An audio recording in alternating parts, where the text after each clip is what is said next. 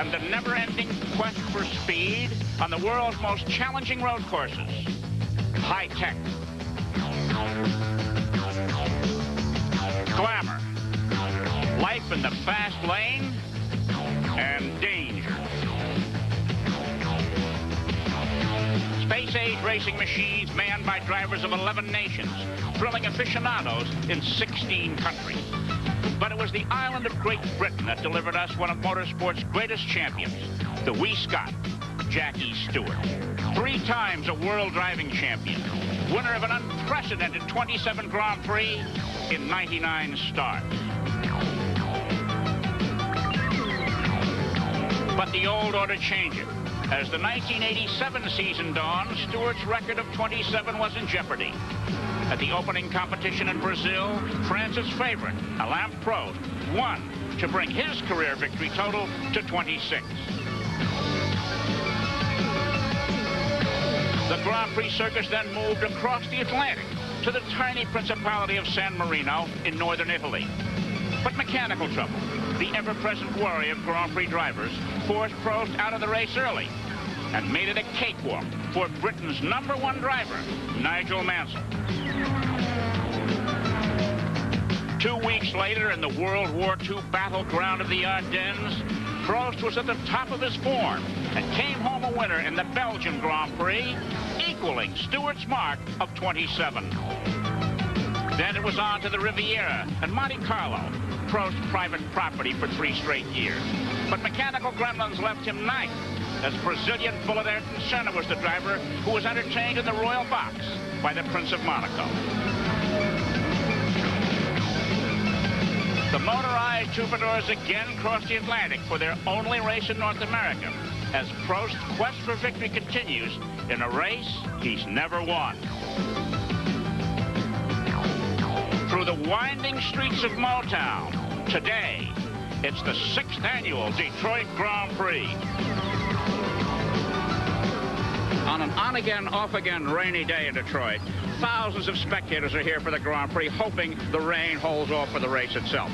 Hello, everyone. I'm Chris Economaki, wondering what kind of a track we're going to have for this important auto race, the only Formula One competition in North America, the Canadian round having been canceled. Despite the condition of the track, the big story today is whether or not the little Frenchman, Alain Prost, who's starting in the 3rd row, can win today, and in so doing, eclipse the record set by the great Jackie Stewart. He matched that record in Belgium, and Jackie Stewart, the wee Scot, is now with Ken Squire, who'll call the race for us today. Jackie, you traveled to 99 races to establish that mark of 27 wins, and now you're back on the circuit with a different purpose. Well, now it's to keep an eye on Alain Prost, who obviously today could break that record and have 28 Grand Prix victories. He's a very good man to do the record, Ken. He's the best Grand Prix driver in the world today, maybe the best race driver in the world, and if he gets it, then I'll be the first to want to shake his hand. I only hope that he feels it's such an honor as I felt when I beat Fangio and Jim Clark's records, because it meant so much to me. Let's go back to 1973 and that last win, the Nürburgring in Germany, when Jackie Stewart, driving for Team Tyrrell, came across the line in first place. Teammate Francois Sever in second that day. Jackie Ickx was third. And let's recall one more time why you at 34 at that time, still very much in your prime, elected to step away. Well, I think I was pretty burned out as an individual. I just had enough. But then Francois got killed at the Grand Prix in Watkins Glen just before on the qualifying day. And I suppose that put the final cap on it in a way. He was a good close friend. I thought he would be the next world champion, frankly, because I knew I was going to retire. But I think the sport had done a lot to me, had given me a lot, but also had taken a lot away from me in the sense of private time. And I just was burned out, Ken, really. Thank you very much. 3-time world champion Jackie Stewart. The man standing by with the defending world champion and a chance to break Stewart's mark today, Alain Prost, is down on pit road, and we'll update that story with my colleague Dave Despain. Thank you, Ken. As Alain Prost confronts this possible rendezvous with history, he is not a happy man. The French world champion, the first Frenchman to win that title, is a perfectionist who fears today that perfection is beyond his grasp. There is the matter of the engine. The race motor broke last night. The crew worked until 4 a.m. replacing it. There is the weather. critical chassis adjustments have been changed and changed again as we've gone from wet to dry. At the very last possible moment, a shower of fuel out of the engine, a last-minute problem that has just now been solved. And so, Alain Prost, as he awaits the start of this race, has asked us not to be interviewed.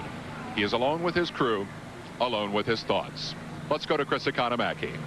I'm here with Nigel MANSELL, Britain's #1 driver. Nigel, what about the track conditions? What kind of a start will we see? Well, hopefully a good one now, because God bless America, the sun's coming out.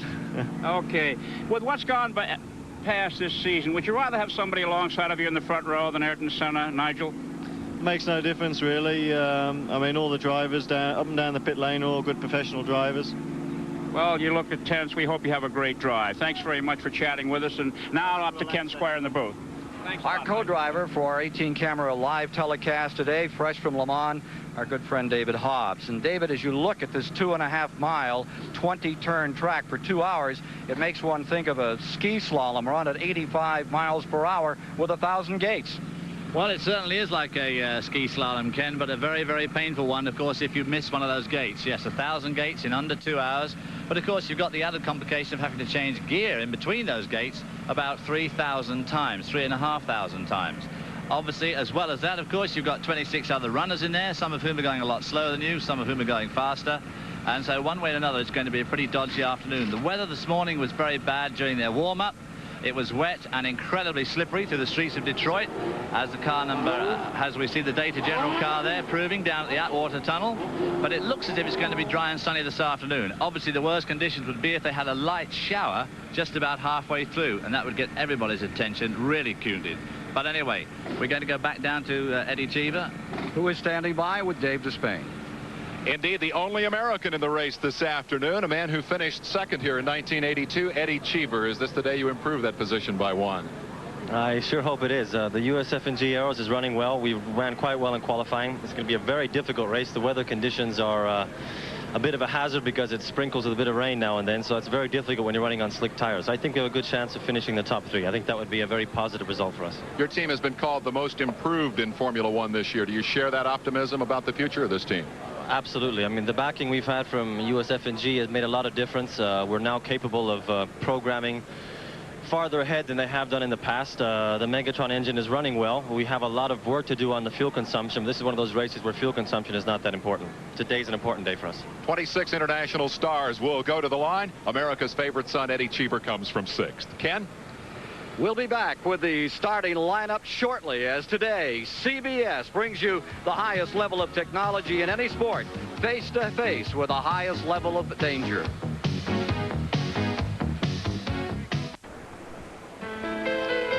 Ladies and gentlemen, the starting lineup for the 1987 Detroit Grand Prix.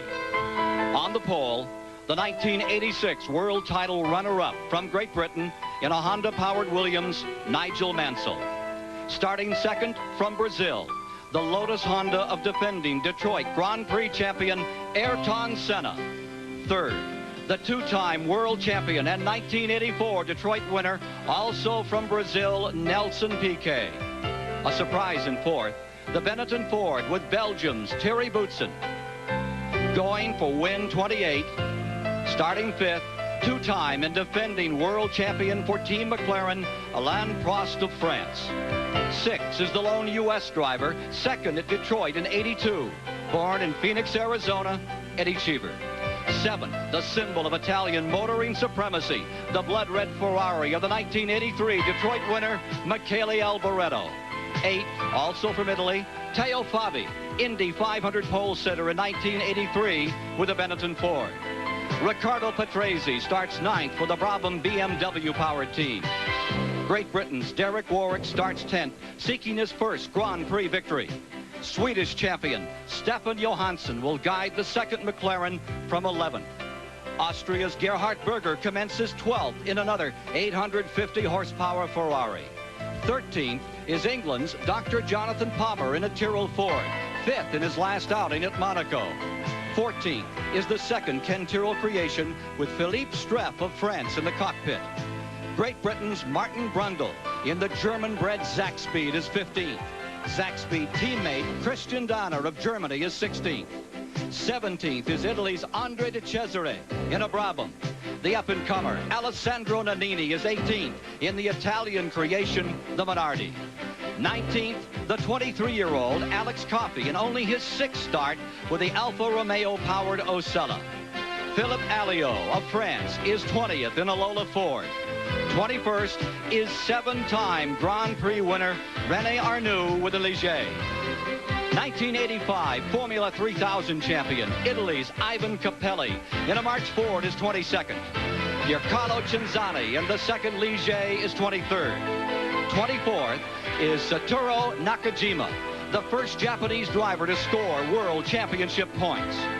25th is Spain's Adrian Campos. And 26th, rounding out the field, Pascal Fabre of France, 26th starter. It is one of the most exacting courses in the 16 venues on which Grand Prix competes. 2.5 miles, 20 turns. Note that 10 of those turns, 50% of them are 90-degree turns. There's 3 180-degree corners here, and let's take a look now at what this course is all about with David Hobbs. Coming out of the pits, going up through the gears as it goes onto the fastest part of this 2.5-mile racetrack. Approaching turn 1 at 170 miles an hour, a full lap into turn 1, 2nd gear. Application of power all the way around this corner. Really start to lay on it here and go up through the gears. 2nd, 3rd, 4th, maybe 5th. Up to about 140 miles an hour down this short straight. A bit of an opportunity to pass as you brake really hard for this little right-hander, which leads you up the hill behind the Renaissance Center. A bit bumpy just at the bottom here as you go under the bridge. 1 shift up, back down a gear. Around that, clip that apex really close there. Up to a difficult part here to overtake. The road meanders left. There's no way you're going to get past anybody here who wants you to stay out. Left here, slightly left, and then it really tightens up here. More braking, down into 2nd. A lot of power here as you go through the Congress Park. Under the trees, the road sweeps right. Sweeps left again. You want to make sure the car starts to go over to the right here as you brake really hard and go on to Beaubien Street, down to 2nd gear. Hold on to 2nd gear as you go left. Brake again, right. Onto the 2nd part of the 2nd fastest part of the track. This is Larned Street. Out of the light, into the tunnel, up to 145 miles an hour. Very, very bumpy here. Again, another place to pass here as you brake into this left-right complex again. 2nd gear. Hold on to 2nd. Turn right here. Accelerate very hard down this next straightaway. 145 miles an hour down here. Up to 5th gear. Again, very bumpy. Sharp left-hand turn here by the Cobo Hall. Going down Civic Center Drive. Now the road again goes left. Left again. Downhill. Right. Under the bridge. Stay in 1 gear here. Squirted here from 2nd, maybe up to 3rd. Down to 1st. The slowest corner on the track. Really hard acceleration here. 1st, 2nd, 3rd, 4th, 5th as you go under the Atwater Tunnel. Very confusing as you go out of the really bright light into the pitch dark and back to bright sunshine again. Braking hard alongside the car park here behind the hotel. Right, left. Very bumpy, this left-hander. Throws you out to that right-hand wall, but it's also bumpy by the wall. Fastest part of the course coming up. A wicked left over the curb there. Right, left chicane. Extremely fast, 130 miles an hour. As the car accelerates up to 5th or even 6th gear, and the car reaches 170 miles an hour as it goes past the start-finish line. The preliminary lap coming up St. Antoine Street here in Detroit, Michigan, live on CBS. We're getting set for the start. 26-car field, 63 laps. This preliminary lap is a counting lap, or 2 hours, whichever comes first, the distance of this event. There's the Renaissance Center in Detroit. The mark, the signature of power, the new power of the city of Detroit. Previous winners in this event. It goes back to 1982, when John Watson came from 17th to win it. And then in 1983, Michele Alboreto, then driving for Team Tyrrell, drove a normally aspirated car to victory the last time that we saw one of those normally aspirated machines in victory lane here at Detroit. Last year it was Senna, victorious. He's trying to be the first repeat winner. The formation lap, of course, is really just to warm the tires, warm the engines, warm the gearboxes up. They'll then form up on the grid, and they'll be there for the absolute minimum amount of time they get to completely reform on the grid. They obviously have to wait for the last car to join on the back. And at that stage, we'll get the red light, which will last for no more than 10 seconds. And then, of course, they get the green light. No flags in Formula One racing, just the lights. And that magnificent sound as all of these engines of just immeasurable value all come to life at once from the standing start. It is an amazing moment. At this point, if you want to worry, you can worry about the lack of visibility, the claustrophobic sensation of the concrete barriers from which you must run inches away around this track for some 2 hours. The slower cars on this track, the manhole covers, the man sitting to your right, the man in back of you, the car in front of you, and the weather today, very much a factor. And very much you have to worry about the car in which you have invested your own life. Well, of course, there we see the weather today, which is pretty humid, as you can see. The temperature certainly feels more than 68, and I know it'll be feeling more than 68 to those drivers out there. And, of course, there's a strong possibility of a shower. Field moving on line. Mansell on the pole for the 8th time in his career. 4th time this season, seeking his 8th Grand Prix win. 17th time he's been in the front row. Ayrton Senna, 22nd time in his career that he's been in the front row, seeking his 6th win today. Cars are now under the instructions of the clerk of the course from San Francisco, Roger Ianni, a 25-year veteran. Safety crews getting ready. Roland Ranchorada of Belgium will be the starter. Field coming up, they'll all pull into position here, 26 strong, largest field we've seen at Detroit, and in a moment, the magic of Formula One. Thierry Boots in that 4th spot, probably feeling more nervous than anybody. That's the furthest he's been up on a Formula One grid there. You see the lights in the bottom right-hand corner. Under starter's orders. Watching the gantry.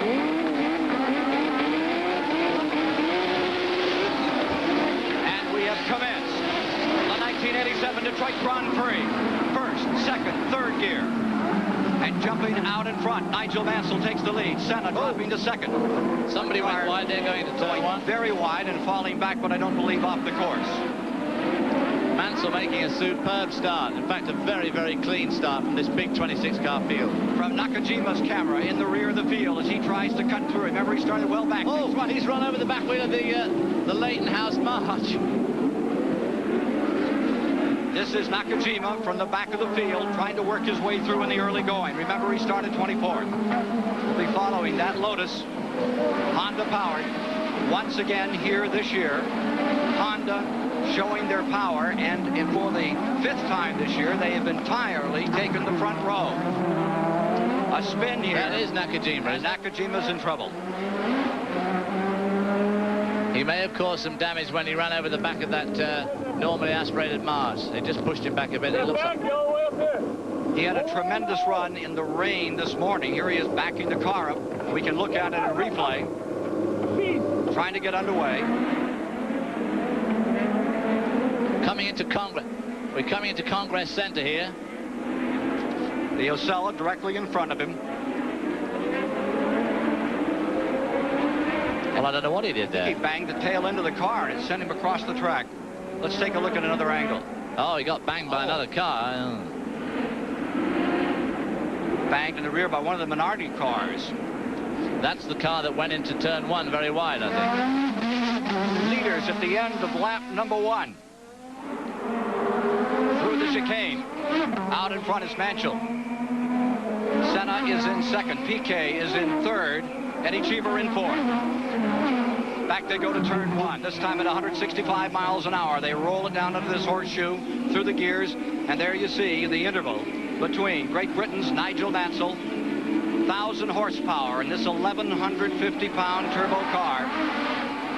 But with a pop-off valve, it brings it down. They hope to around 800 horsepower in an effort to somewhat curb the tremendous power of these cars. Well, both of these engines, of course, the Honda engine in both of these cars, and they really, both of these drivers, putting a tremendous stamp of authority on this race at the end of this first lap and a half. A bit of a replay thus far of the opening of Monaco, the last event out. They started this way, and as you'll recall, Mansell ran half the distance and had trouble. Senna went home the victor in that event. Let's go to Chris Economaki. On the formation lap, when the cars went around very slowly to get their positions on the grid, Ayrton Senna's Lotus hooked the manhole cover, and it disturbed the left front corner of the car's under tray. Some frantic repairs were made just before the race got underway, and in the Lotus pit, they're wondering whether those repairs will hold. Back to you, Ken. We see a safety vehicle also on the track as they go by Cobo Hall. Headed for the tunnel. Mansell first. Here is Senna in second. And here's the interval now, dropping back to third position, where you find Nelson Piquet of Brazil. Nelson Piquet being harried there by Eddie Cheever, who on the grid, speaking to Dave Despain, said that he would be very happy if he had a top 4 finish. And boy, he's right there. There's one of the Benetton cars. Eddie Cheever, of course, had his best finish of all time right here in Detroit back in 1982 when he placed second. There's Cheever worrying Piquet as they come to the chicane. They come right by us. We are located directly at the chicane, and they come out of it at about 75, 80 miles an hour here. That's put in to slow them down, or their optimum speed as they would go to turn 1 would be over 200 miles an hour. Tremendous crowd has turned out. All the weather has been anything but favorable here in Detroit today. You're watching it live on CBS, the 1987 Detroit Grand Prix. Nigel Mansell, the British driver who broke his neck, broke his back, they said would never race, was picked up by Team Lotus, went on, had great success as a test driver for them, was allowed to compete, and then was replaced by Ayrton Senna of Brazil. And some say that's where the bad blood began between the two. Well, he's certainly making a tremendous dash in these first few laps of this race. Fuel consumption is not going to be a problem through the city streets here. It's not a fuel consumption circuit. And he's gradually pulling away from Senna, and both of them are really pulling away from the field.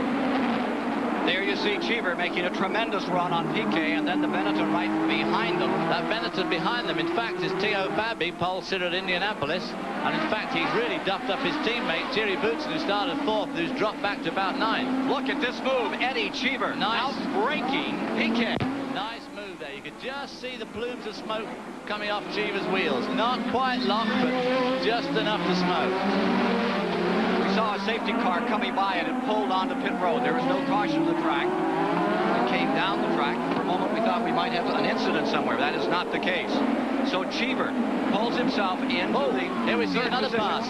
Theo Fabi going past the Ferrari there into that very tight little complex just before the main straight here. Theo Fabi has been sick for the last 3 days. He did not qualify well at all. Has not been feeling well, but he sure looks like he's got it all gathered up today. Nelson Piquet into the pits. Number 6, the previous winner of this race, 1984 winner, into the pits. So that is a great shame. There he is.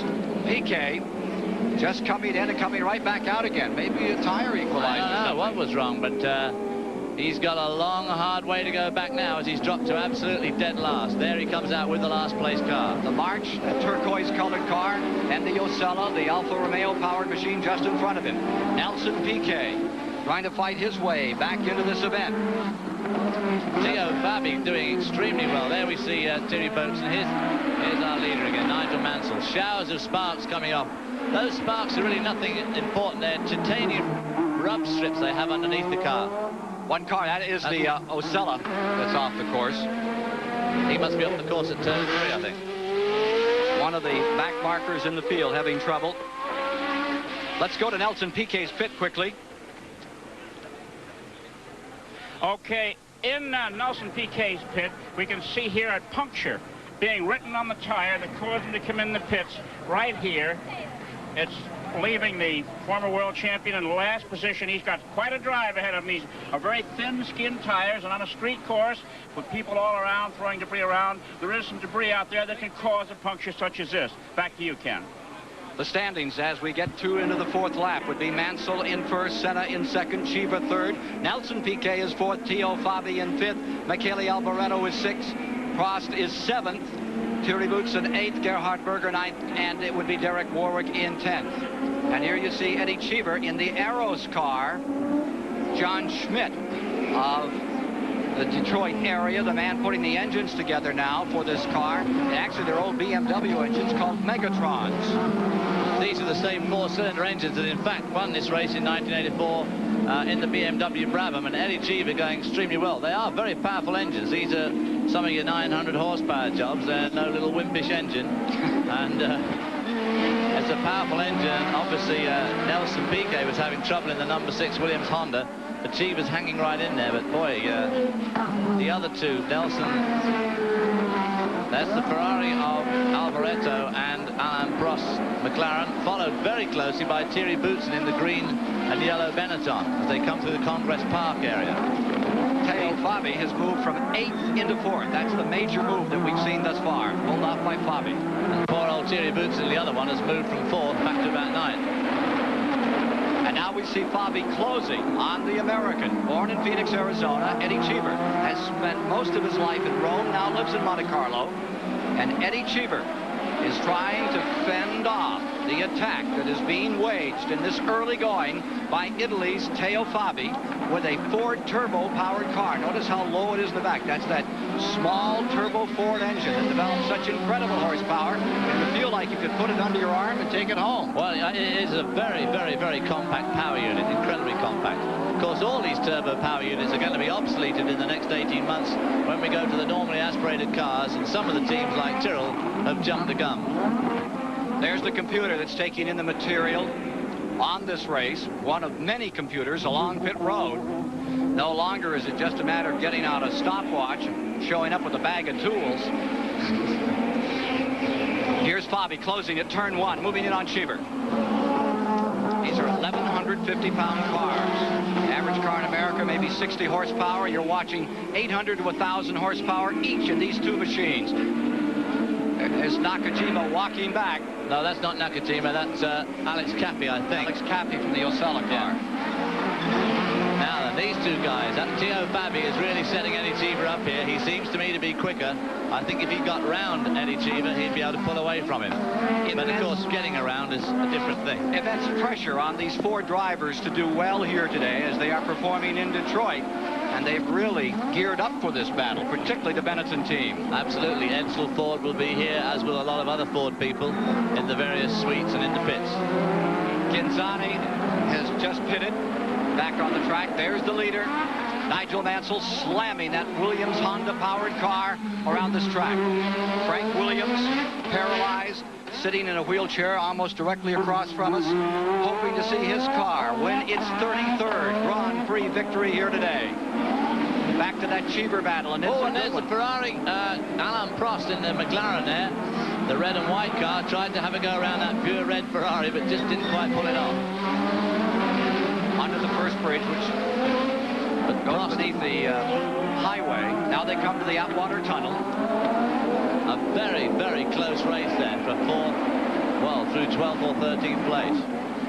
Thierry Boutsen having a go now at Alain Prost, the current world champion. This is the best that Thierry Boutsen's had for a long time. He must have made an awful start somewhere, but he qualified well and is going well now. He qualified 4th and fell back immediately. Boutsen in the black helmet, yellow and red piping.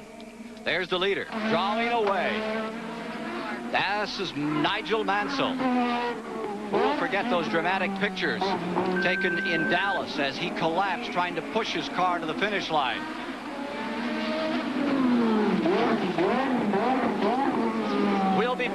We have an incident here on the track, we're being told. Yes, the nose is out from Fabi's car. Oh, Teo Fabi, what a shame. He was going so well. Now he's blocking everybody as he goes up into the Congress area. Let's take a look at what happened to Teo Fabi's automobile. Oh, he's trying to get round Eddie Cheever here as they break into turn 3. And I suppose we'll see that Eddie Cheever wasn't going to have anything of it. No, exactly. There we go, and there goes the nose. In theory, I'm afraid to say that really was Cheever's corner, because he was still well in front. Well in front. On the other hand, still very unfortunate for Teo Fabi. So they picked up the nose, and they're reporting that Cheever has slowed some since that moment. Well, he could have punctured his tyre, but it looked as if he really hit the front of the nose there with his tyre, which probably didn't do much damage to his car. Fabi should be pitting right here, take on a new nose on that car.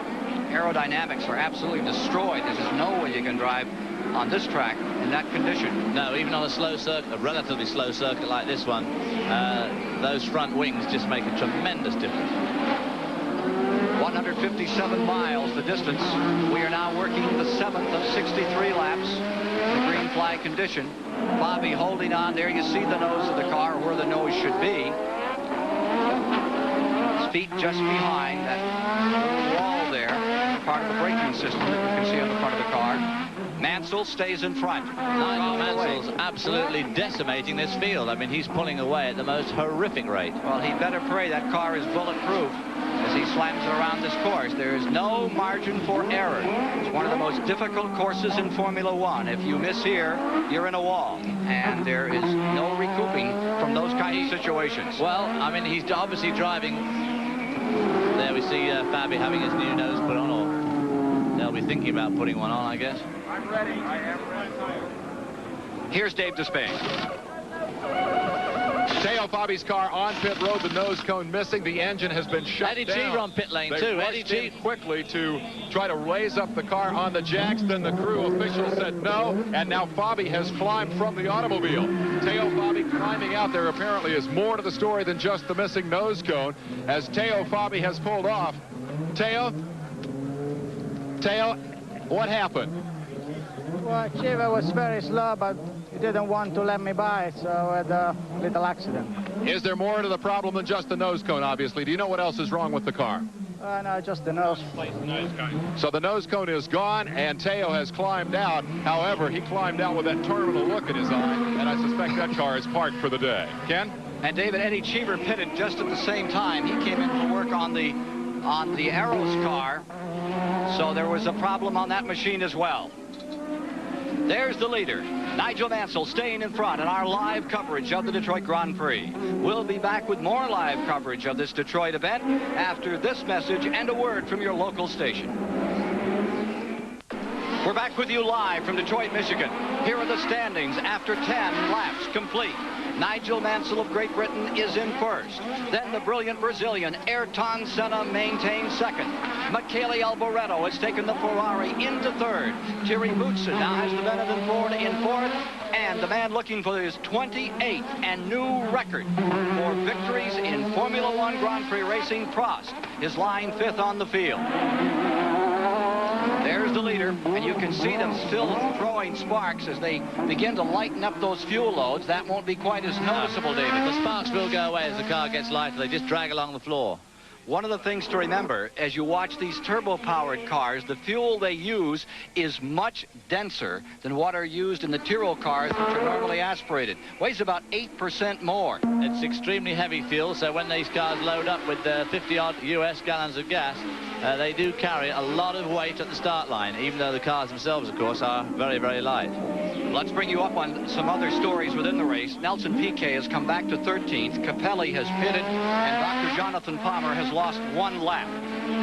Working lap 12 now as you watch Nigel Mansell. And here's a good battle as we watch Michele Alboreto in the number 27 car, with Thierry Boutsen beginning to worry him at turn number 1. Thierry Boutsen's trying to gain back that time he lost at the start. We didn't see what happened, but he's giving old Alboreto a good run for his money. Alboreto also a previous winner of this race. Boutsen, so smooth, who has come up in the shadow of Jackie Ickx in Belgium. He has not received the acclaim that Ickx received, but he's certainly working on it. And any kind of a good finish here today, as this event is being televised live to 34 countries around the world. They're certainly watching in Belgium, would do well for Boutsen's. Absolutely. Thierry Boutsen is a national hero in Belgium. He hasn't quite reached the status yet of Jackie Ickx, but he's certainly getting there very, very quickly. Ooh, nice and close to the wall there as he goes onto Larned Street. Using plenty of road there. In the picture at the frame at the back was Alain Prost, the current world champion, who is dropping back from this dueling duo here. I guess you've noticed as the cars reach high speed, the humid air is compressed by those wings, and you're getting tremendous vortexes of atmosphere off the edge of those wings, or water vapor off the edges of those wings. You see it there on the Cannon car. Leader lapping cars as he's lapping the AGS car. Right, that's Fabre he was lapping. Nigel's got about a 6-second lead already on second man. And Piquet, his teammate, is now up to 12th. Piquet, of course, is going to make a lot of ground until he starts coming up against people like Berger in the Ferrari. It may be a tad inclement, but I believe there is a record crowd here in Detroit to see this Grand Prix. And what a magnificent week it has been here. It has become a monograph festival that Bob McCabe and company have put on. And right now we continue to watch what everyone here has their eyes galvanized to. That's Nigel Mansell's car leading by several seconds over the first active suspension car in the race. Here's that battle back in 3rd and 4th place another time. Michele Alboreto directly behind him. Green gold colors and several others of the Benetton. Ayrton Senna's Lotus Honda continues to run in the 2nd position here today. It qualified 2nd for today's race and maintains that position at this hour. And it has somewhat of an advantage on this very bumpy Detroit Grand Prix course. Chris Economaki tells us why. I'm standing beside the most advanced racing machine the sport has ever known. It's the Honda engine Camel Lotus 99. And one of the reasons it deserves that description, because it's the only car racing today with a hydraulically actuated, computer-controlled, active suspension system as opposed to a passive suspension system. The heart of the system is this digital computer located underneath the driver's seat. If the computer is the brain of the system, then the eyes, ears, and sense of touch are sensors, 18 of them located at strategic suspension points, and a pair of pitot tubes on the nose that measure air coming in. The pitot tube is found on an airplane and tells the pilot how fast his plane is going through the air. At all 4 corners of the car, and we're here at the left rear now, is a hydraulic actuating strut with a control unit on top. After the computer has received all the information from the 18 sensors in the 2 pitot tubes, it tells each corner of the car whether it should be higher or lower. Hydraulic pressure is provided by this pump on the exhaust cam of the left-hand engine bank. Now, what does it all mean? Well, aerodynamics, as evidenced by the wings on the car, is a very important part of racing today. And for a car to be aerodynamically perfect, the ride height must be constant. So the active suspension system maintains a standard ride height. The car is going very fast down a straightaway, air rushing over the winds presses it too close to the ground. In slow corners, it's too far off the ground. The active suspension system corrects all that.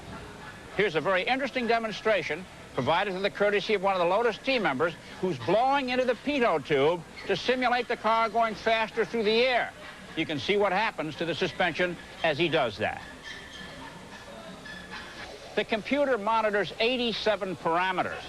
In fact, on 1 lap of the Detroit Grand Prix course, 2.5 miles, the computer makes 100 million calculations. Will we see it on our pleasure cars in this country? They tell me to look for the 1990 Corvette. And there was a Merkur on display around Detroit this week that also was looking toward active suspension, a one-off. I'm sure that we'll see it on all passenger cars within the next 10 years. And actually, that is the March car, number 16, Ivan Capelli in trouble and out of the race. And here is Derek Warwick in serious trouble, making his 73rd run. That's Eddie T. No, it's Derek Warwick. I'm sorry, you're right. With the blue and white helmet for Team Arrows, and oh, he's got problems. That's what you call a rear wheel dérangé. That is French for broken wheel. Crab-like down into the pits goes Derek Warwick. So one of the Arrows is out. John Schmidt and Jackie Oliver will be a little concerned about that as they hope to get it home. Nigel Mansell won't be the least bit concerned. In the last 3 laps, his lead's gone from just under 6 seconds to just over 12. I mean, the man is really eating up this track. Here's Chris Economaki. We're in the USF&G pit. Derek Warwick has come in with a right rear wheel askew. It looks like a rear suspension arm is broken, and I would have to say that this car is pretty much out of it unless they can replace that part. Tools are being thrown down here, a whole toolbox full of tools, and apparently they're going to try and fix the car. Unlike American racing, there are 17 pit crew members working on this car right now. He'll be in for a good while as he turns off the engine. Back to you, Ken. Nelson Piquet is pulled into the 9th position. There's Michele Alboreto, who is maintaining 3rd at this time. 83.9 mile-an-hour average on this 2.5-mile, 20-turn course. It's Detroit, live on CBS, the Grand Prix. Here's Dave Despain.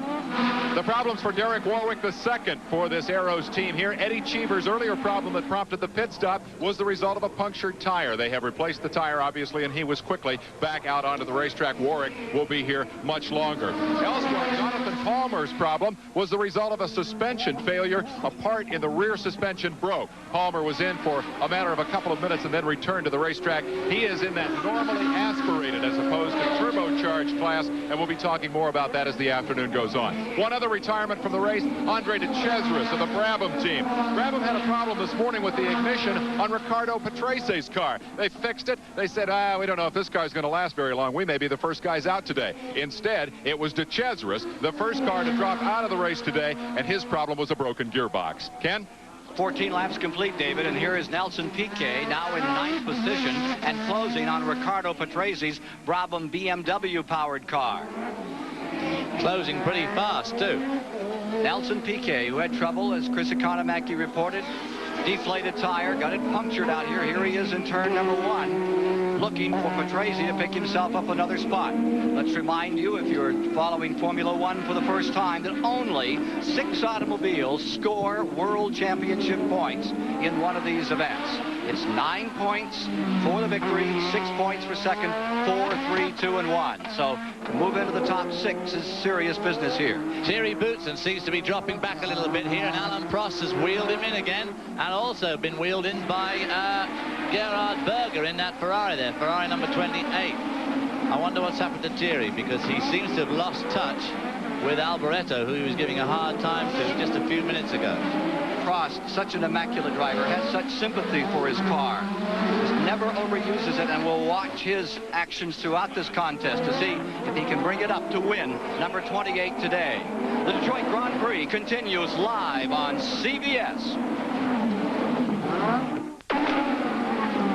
And we're back with you live, watching Riccardo Patrese, 2-time Grand Prix winner in his 149th start, trying to fend off 2-time world champion Nelson Piquet of Brazil in the Williams Honda-powered car. Here's Piquet closing in on him. That interval was about 3.5 seconds, and Piquet has done just an incredible job here of making up time. He has just been recorded with the fastest lap in the race for the chicane. There you see Riccardo Patrese, the great Italian driver, 33 years of age, trying to fend off Piquet, 17 times a winner. And there, right in front of them, I saw Stefan Johansson's car slowing down. He's just in front of them now in the picture. Gearbox problem, I would believe, on that car. Here comes that battle. Well, he thought he'd have a go. Now, that's where we've seen 2 other drivers a bit braver than that have a go and got themselves stung for their trouble, but not Nelson Piquet, just taking a bit more time over it. The McLaren of Stefan Johansson in 7th, Patrese in 8th, Piquet in 9th, and Johansson in the Tag McLaren, one of the Ron Dennis cars. World Championship team is about to be passed. About to get past here in big order. And there goes Nelson down the inside. Oh, well done.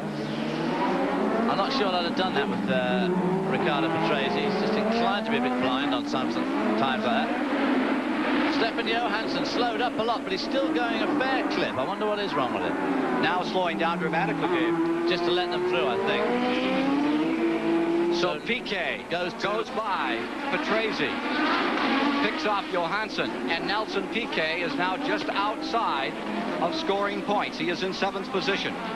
Martin Brundle has pitted his automobile. Brundle on pit road briefly. 1 pit stop expected in this event. Yes, of course. Now, Nelson Piquet did change that 1 tire. Obviously, it was too early for him to change it all, but they will all stop to make a tire change. There we see the leader back lapping some of the slower cars. Dave Despain. We're in Martin Brundle's pits, and we're covered with fire extinguisher smoke here. Brundle was in the process of making what appeared to be a routine tire stop. When he came in, flames erupted from the rear of the engine compartment. They were quickly extinguished. Then they had to shut down the engine. They had completed the tire change by that point, but I think the fire was significant enough to cause damage. So now the bonnet is coming off. A significant amount of flame there for a few minutes, but now they are in the repair mode here as the activity is continuing down at the other end of the pit road with Chris Economaki. I'm in the McLaren pit where Stefan Johansson's car is getting a new nose put on it. They've just taken the original nose off. They're pushing him right alongside of us.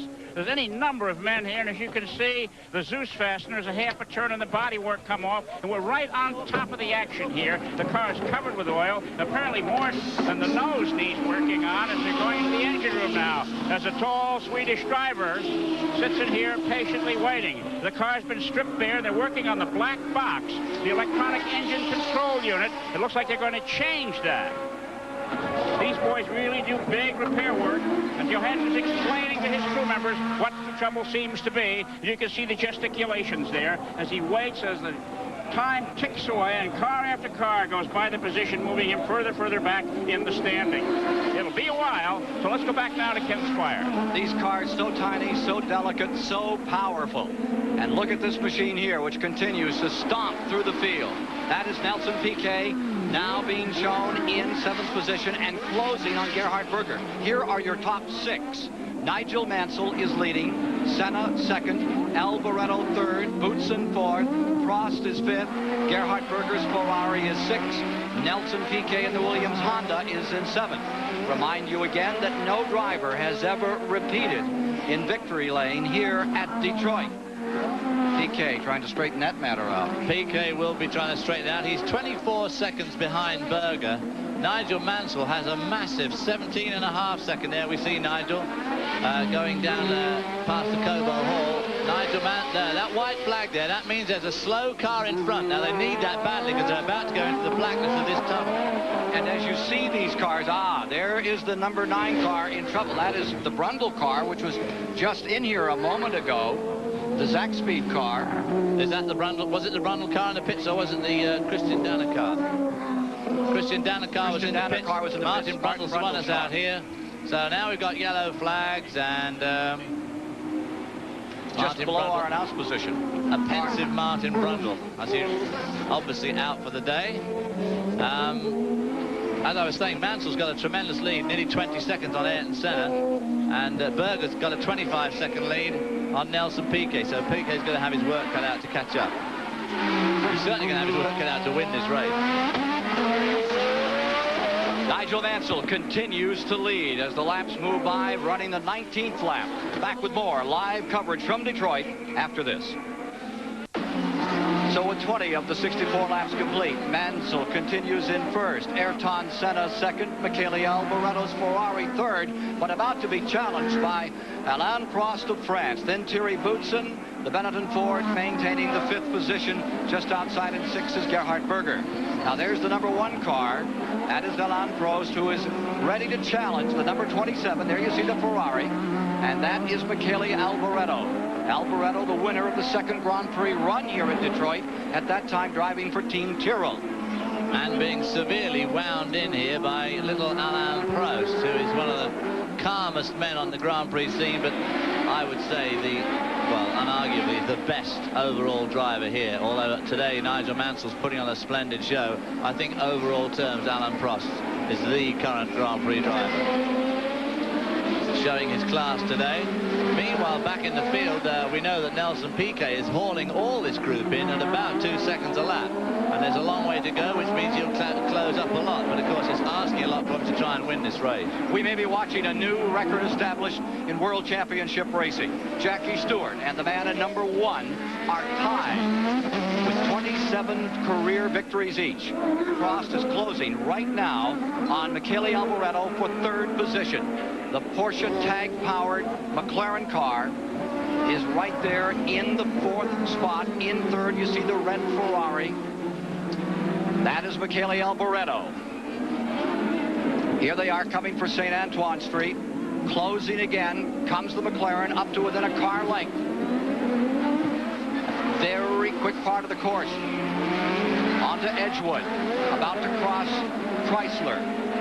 Then just a brief moment on Larned, onto Congress.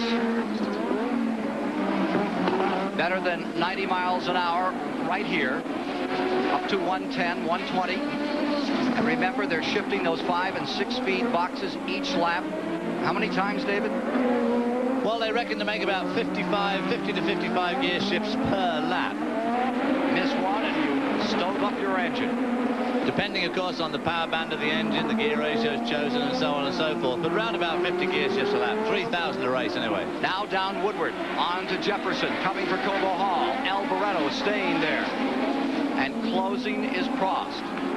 Alboreto, at the moment, probably slightly holding up Alain Prost. If Prost got round him, he'd probably pull away. It's hard to tell. They're both going very fast. They're both being pulled in by Nelson Piquet, who's just done set another record lap here at 1 minute 44 seconds, which is about 88 miles an hour. Michele Alboreto has 5 victories, to his credit. 86 Here they come through the chicane. And as they come out of the chicane, a chance for that McLaren tag. There's Michele Alboreto in 3rd. And there's Prost that is running in the 4th position. Who is running in 4th? We'll keep following this battle. Let's look at attrition for just a moment. These are the cars that thus far have fallen by the wayside. Nakajima out as he wrecked in the very first lap. Mechanical problems on Campos, on Coffey. Fabi getting banged up in a crash with Cheever. Cheever falling a lap bound. Ivan Capelli's March having mechanical problem and quitting, and Brundle is out of the race. Dave Despain is with Martin Brundle. Let's find out what this track is like. Moments ago, we saw him engulfed in flame and fire extinguisher stuff, and now he's out of the race with, what was the problem, Martin? We've got a blown turbocharger. Had a scary moment there. I'm wondering about the racetrack. There's been so much talk and so much concern about Detroit track conditions. How is it? Well, it's good. It's the same for everybody. You know, we all go around the same track, and you have to make the best of it. We're supposed to be the best drivers in the world, as I've said before. So I find that the track is very demanding, but having said that, Formula One cars are not really designed for this type of track, but nonetheless, here we are. We're pleased to be here, and unfortunately, it's not my weekend. Any deterioration of the new pavement that they put down out there? Deterioration of? Of the new pavement, the new paved section. Not that I can see.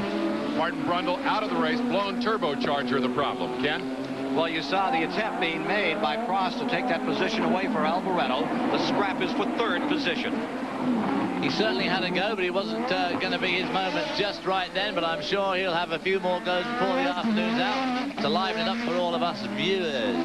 Martin Brundle was very forthright there, and has said a sort of thing that I've often felt myself, that a racetrack is a racetrack, and it's no good completely whinging about the track. You have to make the best of it that you can on the day and with the conditions prevailing. Prost, number 1, could have won his 28th Grand Prix at Monaco, but from early in that race, there were wisps of smoke from his usually reliable Porsche tag engine. From there, it was a slow death at Monaco. Today, he's in 4th, challenging for 3rd. More in a moment. We're back. Formula One action today. Winston Cup stock cars at Michigan on the 2 mile next Sunday, live on CBS. Continuing to follow this battle as Nigel Mansell treats Detroit as if he were the mayor. The battle further back in the field continues at a tremendous pace, and we're focusing on that. There you see the 2nd Ferrari that's pulled into this picture. The picture is this. Alboreto, number 27. Number 1, Prost, and then number 28 stays right there trying to move through. And that number 28 car is Gerhard Berger, the Austrian driver, who's now becoming a factor as he's ready to challenge Alain Prost. Well, he's one of the best up-and-coming young drivers in Formula One racing today. And there goes Alain Prost, down Alboreto, and so does his teammate. Slowing down, you can see Alboreto lift his hand. Something he missed there. I think his tyres have gone off. His tyres look very bad to me in that last shot going through the Atwater hairpin. I could be wrong, but they looked a bit grained. But he didn't pit. He did not come in. He had the opportunity right there to drop on pit road, and he elected not to. Now Berger is giving Alain Prost, the world champion, a pretty good run for his money. The position has been changed. So, this moves Prost into 3rd position. Gerhard Berger moves to 4th. I'm not so sure, but when Alboreto is falling even further back here. Cheever is now up to 11th. Eddie Cheever is returning into the fray. Meanwhile, back with the leader, Nigel Mansell continues just so flawlessly around this track, and it's such an incredible mark. 84.644 was the average through 20 laps. We're now at 25 complete. The race record here set in whatever it was, it's 84.9, so he's pretty close to that record, race record. Here's Prost to number 1, and directly behind him comes another of those red Ferraris trying to make his way through the field. Gerhard Berger. Berger has only one Formula One win, that in Austria back in 1984.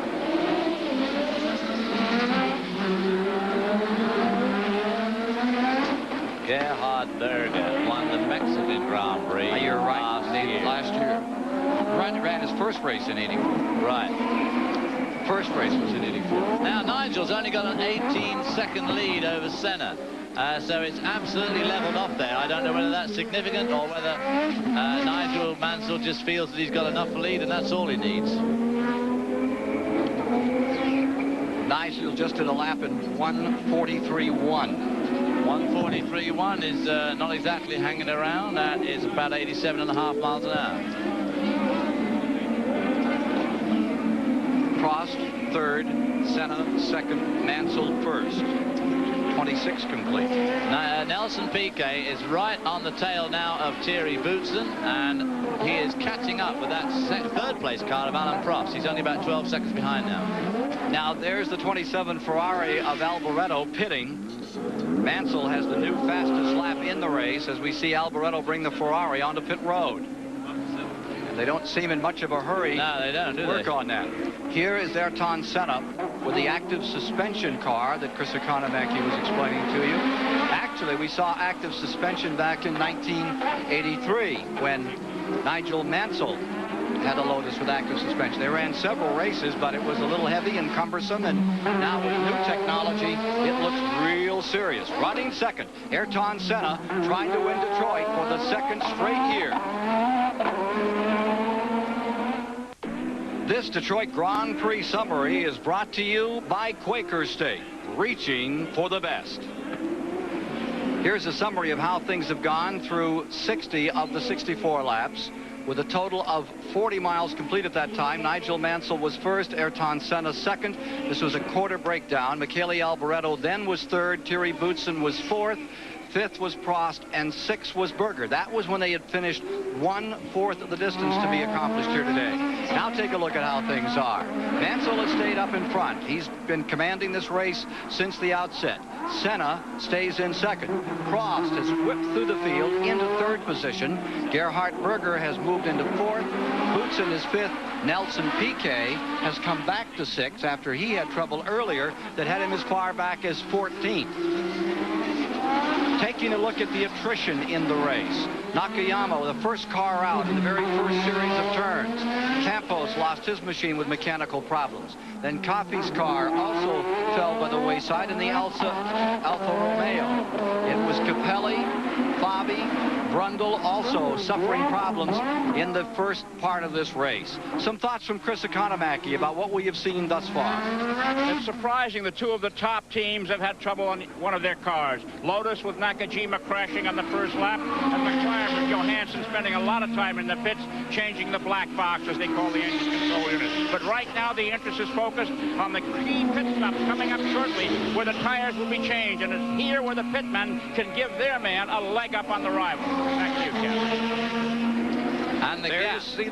There you see the leader, Nigel Mansell, with the race summary showing now 30 laps complete, and there has been but one leader. This man, Nigel Mansell, averaging 84.6 miles per hour. But the gap between N. Mansell, Esquire of Birmingham, England, and your actual Ayrton Senna has come down to 15 seconds. It was up to close to 20. It's now down to 15. It's still a long way, 15 seconds in Grand Prix racing, but he is closing the gap. The teammate to Nigel Mansell, Nelson Piquet, has now pulled himself into the 5th position. He's moved around Thierry Boutsen, and Nelson Piquet is on the move. Nelson Piquet is definitely on the move. He is now about 17 seconds behind Alan Prost, who is lying third in this race. Tremendous drama here in Detroit today. Prost going for his 28th win, trying to break the mark of 27, with which he's tied Jackie Stewart's mark. 73. He's now in his 110th race. Stewart did his in 99. But you have to go back to people like Fangio, who got to race, what, 8 times, 7 times a year, and had 24 victories? Yes, now they have a lot of races there. We see Nelson Piquet, cheeky-looking chap, isn't he? 16 events. Laying down a lot of rubber on this track. Digging a few holes in it, too. See, you can see where they're digging the asphalt up there in a couple of spots. Now, that's part of the new paving. About 20% of the track has been paved, and directly in front of us. This morning, it had lasted through a Trans Am race yesterday.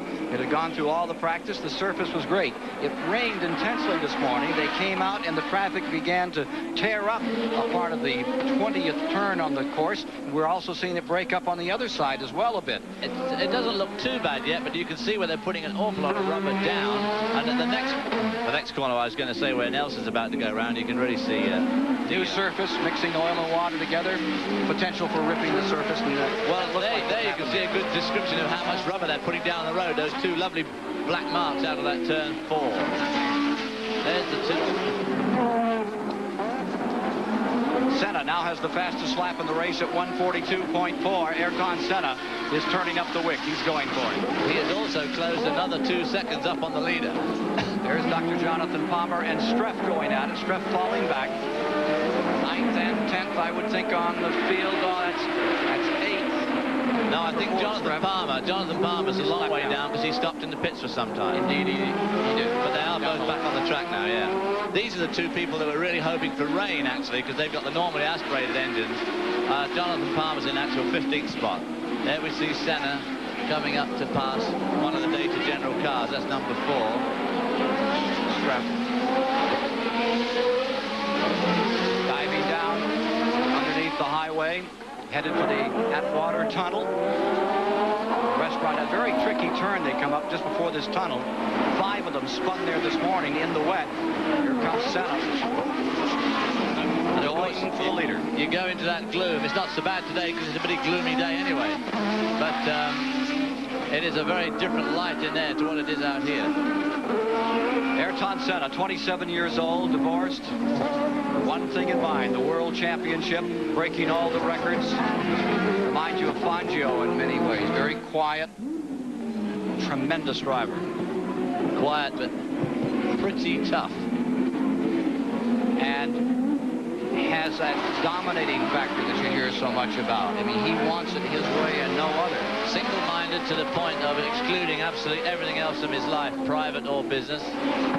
Just tunnel vision completely with Grand Prix racing and to win the World Championship, which is what he wants to do more than anything else in the world. He lies second on the field, clearing out traffic as he heads down Congress. Coming up from Larned here on Beaubien, now onto Larned Street, underneath the Omni Hotel in Detroit. Live pictures today on CBS from the Detroit Grand Prix. Lapping Palmer. The average speed of this race is creeping up now. We're up to 84.89, which is just a tick or what's away from the overall race record. There's the leader coming down to that very tricky first gear. 4.89, which is just a tick or what's away from the overall race record. There's the leader coming down to that very tricky first gear hairpin. You listen now. 2, 3, 4, 5. And then back down through them all again to turn right. There's Senna in the same place. Same engine. He may use a slightly different gear configuration. It depends on the car's handling and the way he likes to drive it. And there's just no room to move your feet down inside these cockpits. You think about shifting gears and you think about American cars. That is not the case here. No, they just little pedals which they really can just move their feet at the ankle. Obviously, you don't move from the knee at all to change about as big as a teaspoon. Yeah, very small. And the steering wheels. Very small steering wheel, and of course, watching on television, just hold your hands a foot apart. Yeah. 1 foot apart. Now move them to 10 inches apart. And the other thing, of course, is the gear shift. When I talk about 3,000 gear shifts, people imagine it with an ordinary car with a big stick shift. Of course, the gear shift on this thing is only about 2 inches long, and the movement is absolutely minute. It's just a twist of the wrist. I mean, you don't move your arm at all.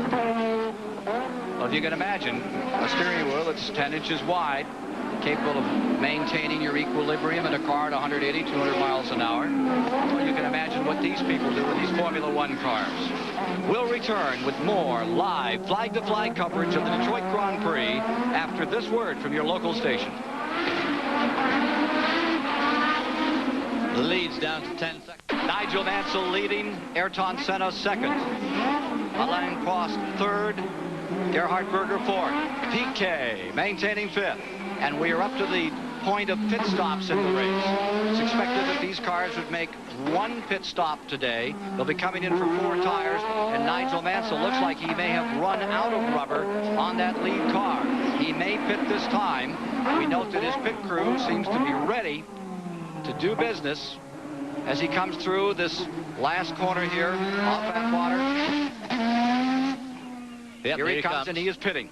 Leader is coming in, and here's Chris Economaki.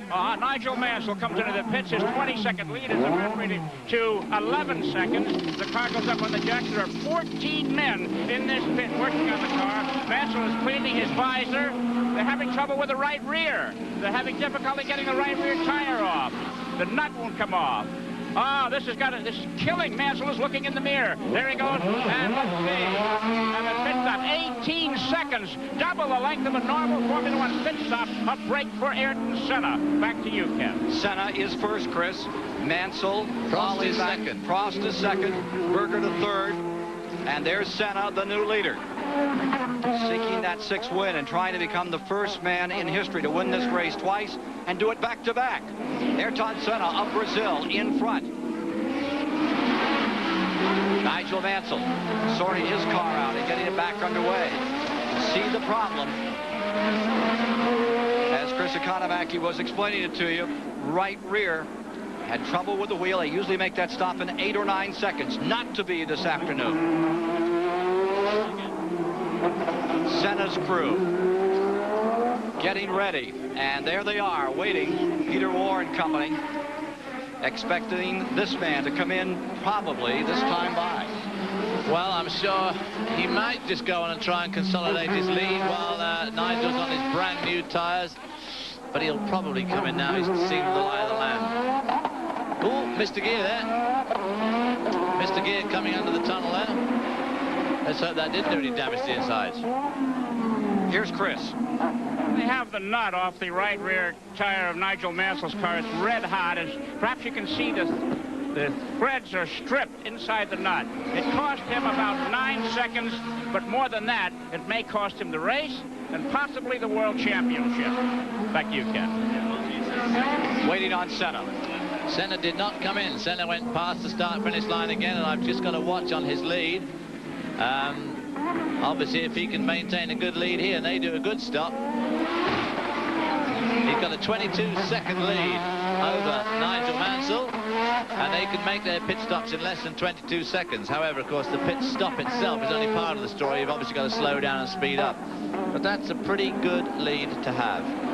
Now, the other factor here is Alain Prost, who stays right in the mix here in second place. Mansell back to third. And he didn't stop either on that lap. Alain Prost is usually pretty easy on his tires. He's remarkable on it. And he's obviously going to become a factor in this race now. Here's Senna, leading. Laps complete now, 35. 35 of the 64. Cheever is back to 8th position overall. U.S. entry, Eddie Cheever back to 8th. That was a pity that he and Thierry Babby had that little bash together early on, because both of those cars look very competitive and could have been strong runners in this field. There we've seen Ayrton Senna, the leader, coming down to the Atwater tunnel. Gear shift worked okay that time, so obviously it wasn't a shift problem. He obviously just made a slight mistake on that previous lap. Let's see if he comes in this lap. Coming up to the pit entry, is he running fast? No, he's going to go for another lap. He is going for still another lap as he's stretching the range on this Lotus Honda-powered car to the very limits. We'll be back with more from Detroit shortly. Ayrton Senna has completed 37 laps, 92.5 miles, and has yet to pit. He's trying to make this into an economy run. There's so much computer work with these cars these days. They probably have it right down to the nickel as to exactly what the range of this car. Well, they do have a computer readout in the car that tells you exactly how you're going, up, on, down, on what your schedule is, your fuel schedule. So you can turn the boost up a little bit if you're running ahead of schedule, or you have to turn it down and slow down. It gives you the exact mileage you've got left in the fuel in the car. He's now got a 21-second lead over Nigel Mansell. Nigel Mansell's overtaken this man, Alain Prost, who is now running in third spot, and I would imagine as a result of that, Alain Prost will probably pit on this lap. There's Mansell coming up to the Pontchartrain Hotel, turning left there, going to go down the under the Congress Hall by the front of the Cobo Hall. He just turned the fastest lap in the race. The new fastest lap is Mansell's at 1 minute 40.5 seconds, about 89.5 mile-an-hour average around this 2.5-mile, 20-turn course. Quicker than anybody else but himself, qualified in fact for this race. So to do a qualifying speed in the race with these turbo cars is really pretty extraordinary. He must be really pulling it all out. Fighting the wheel a bit here. Ayrton Senna. Alain Prost didn't stop either. As an aside, as we see Ayrton Senna coming up into the Congress Hall, going over the Chrysler Freeway there on that big concrete bridge. Coming up through the trees. The road here meanders a little bit. They just sort of drive straight across both apexes. A sharp left here and stay in the same gear as they come around here onto Larned Street, which is pretty bumpy, which is where we see so many sparks normally. A lot of manhole covers there. The victory by Senna at Monaco, the last race out, was his first victory in that computer-activated suspension Lotus Honda.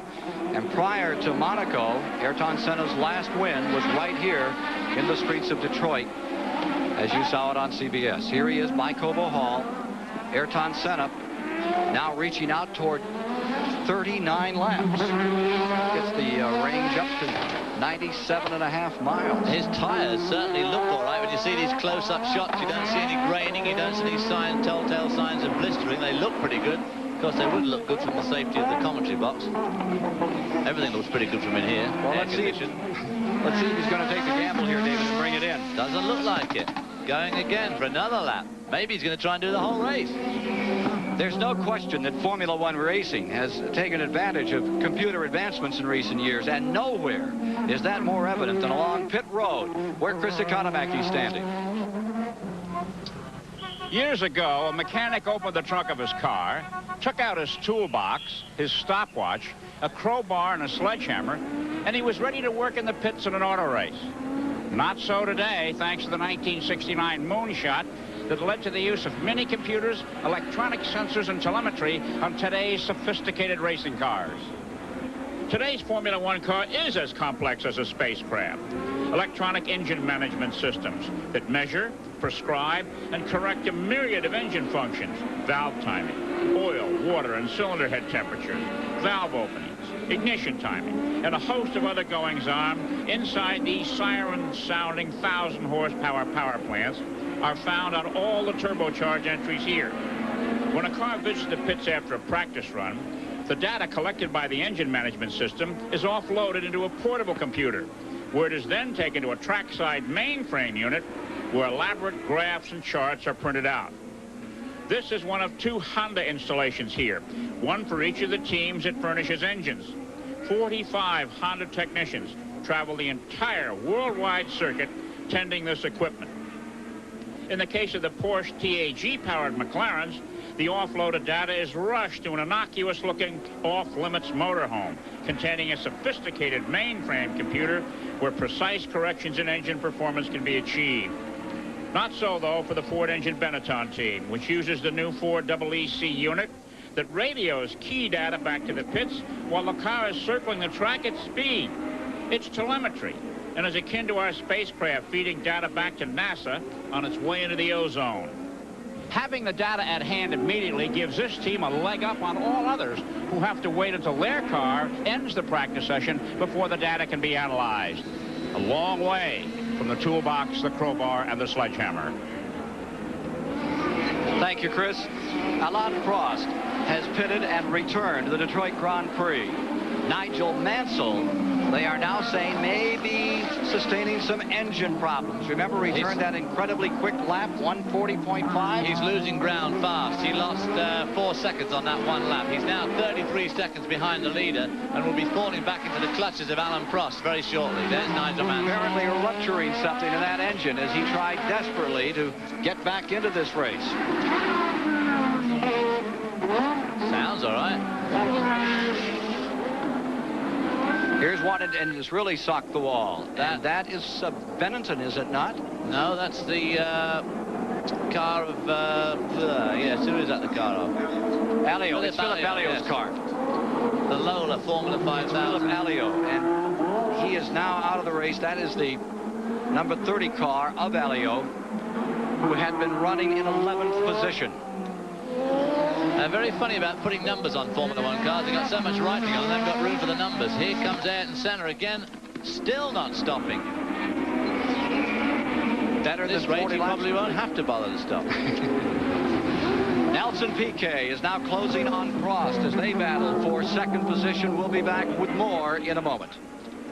Cannon Greater Hartford Open starting next Saturday, 2:30 Eastern, 1:30 Pacific, right here on CBS Sports. Oh my God, look at that pass of Nelson Piquet. My goodness me, some of the most ducking and diving we've seen all afternoon as they got held up in the chicane by the two normally aspirated cars, and that just gave Nelson Piquet the opening he was looking for, and the extra power of that Honda lurched him past the car of Alain Prost as they went down the front straight here, but it all looked pretty dodgy to me. I mean, a lot of ducking and weaving going on. The standings with that pass, Ayrton Senna first. Nigel Mansell is second. Piquet, his teammate, is third. Prost is fourth. Berger fifth. Thierry Boutsen sixth. Piquet, third position, having come from dead last. We saw him pull out at the end of the second lap with that puncture, and he pulled in to join absolutely dead last, and he's now in a good, solid third spot. Not too far behind the leader either. Nelson Piquet, then number 1, Prost. World champion gets to run that number. And for the last 2 years, it has been the property of Prost, and but for a half point, a year back of that, when he lost it to Niki Lauda, he'd have been world champion 3 times. Had half points in Monaco that year, and that's what cost him. Yes, there'll be no half points given today. We're obviously not going to rain, and hopefully we won't get any cataclysmic action that's going to halt this race. Averaging 85 miles per hour, 84.9, the old mark, 85.422 currently, so we could be on our way to a new record for Detroit. Here's Chris Economaki. Formula One racing is perhaps the most political and in many cases the most devious of all of motorsport. And it wouldn't surprise this reporter to see Ayrton Senna stay out all day long on those tires. We just checked with Goodyear if they had a tire that would go all the way. And they said, we have a tire that won't wear out before the checkered flag waves, but it will be slippery and hard to handle. But with the kind of lead Senna has, I think he's going to go all the way on these tires. I could be wrong, but I got a feeling that's the way it's going to be. Back to you, Ken. 42 of the 64, 43 of the 64 laps are now complete. All the cars are running on the same tire this year. They're all Goodyear shod, whereas before we had as many as 4 or 5 different tire brands. Oh, some fell by the wayside, and they've elected to go. Actually, it's simplified things. They're on one compound all the way across for each of the machines in the event. And as we see some of this gigantic crowd out for today, they bring, what, 1,700 tires at $300 a copy? They get through a lot of tires. Now, looking at those tires on Ayrton's car, that left front tire looks to me to be showing some signs of wear, though.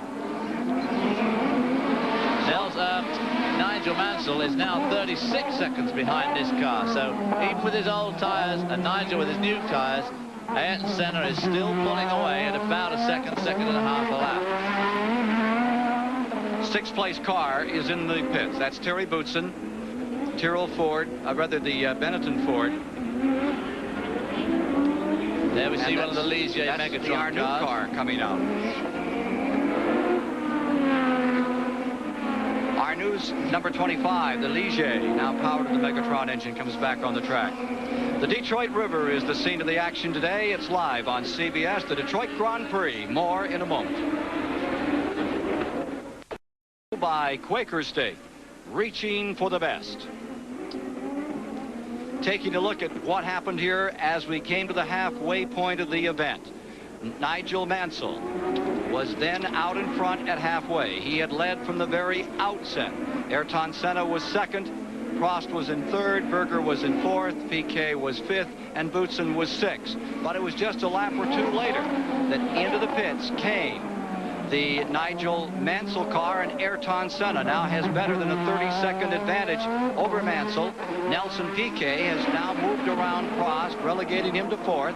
Gerhard Berger has found himself fifth. Boutsen had been running in sixth position. The attrition in the event. Nakayama, who had a perfect record, the only driver to do so 100% in all 4 previous races this year, did not complete the first lap before he crashed his Williams Honda. Campos, Coffey, Fabi, Capelli, Brundle also falling by the wayside in this Detroit Grand Prix. De Cesare is now out, Derek Warwick, Nannini, that brilliant new star, and Michele Alboreto. Here's Dave Despain, a tire off one car. That's one of the Data General Street. That's, in fact, it's Philip Streif's car. What a shame he was leading the normally aspirated division. Running in sixth position as Streif just had moved into sixth 1 lap ago.